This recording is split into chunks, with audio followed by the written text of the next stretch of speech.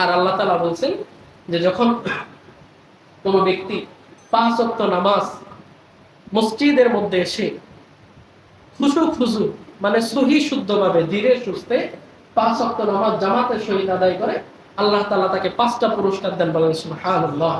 কয়টা পুরস্কার বলেন সবাই? 5টা পুরস্কার দেন।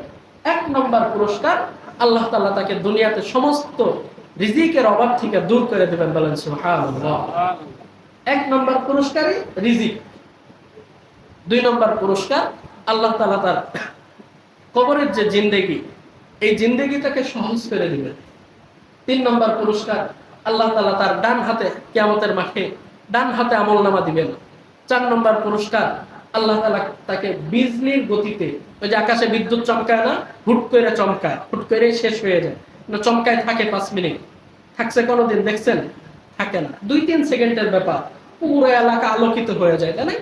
এরকম বিজলির চাইতে দ্রুত গতিতে আল্লাহ তাআলা তাকে কিয়ামতের দিন পুলসিরাত পার করে দিবেন। বলেন সুবহানাল্লাহ। 5 নম্বর, আল্লাহ তাআলা তাকে কোন রকমের কোন হিসাব ছাড়াই বিনা হিসেবে জান্নাত দিয়ে দিবেন। বলেন সুবহানাল্লাহ। কি জন্য দিবেন? 5 ওয়াক্ত নামাজ জামাতের সহিত আদায় করে।